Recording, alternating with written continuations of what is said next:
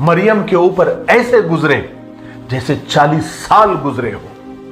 इन 40 second में, उन 40 second में मरियम ने क्या क्या सोचा होगा कि बेटी पैदा करने में क्या गुनाह है और बेटी पैदा होने में क्या गुनाह है। मेरी 3 बेटियां, उन्होंने क्या गुनाह किया, और जो अभी 40 सेकंड पहले एक बेटी मेरी छाती पर रखी गई, इसका क्या गुनाह है। मेरी 4 बच्चियों को कौन संभालेगा। और अभी जो 40 सेकंड पहले जो बेटी पैदा हुई है, वो अगले 40 साल तक इसी तरह जुल्म की चक्की में पिसेगी जैसे मैं पिसी हूं, उन हालात से गुजरेगी जैसे कि मैं गुजरी हूं।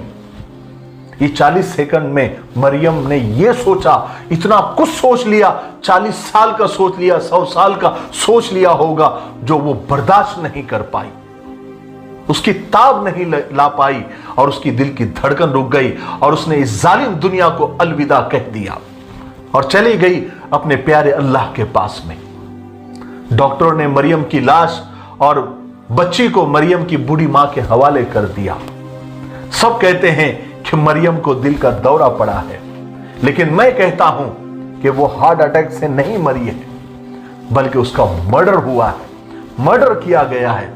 मर्डर किया है उसकी सास ने, मर्डर किया है उसके ससुर ने, मर्डर किया है उसके शौहर ने, मर्डर किया है मरियम का उसकी नंदों ने, उसकी भावजों ने, जो उसे बेटा बेटा पैदा करने पर परेशान किया करती थी।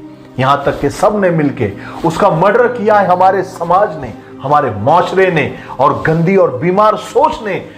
मरियम का नहीं, ऐसी कई मरियम की रोजाना जाने ले रहा है ये हमारा समाज। सोच को बदलो।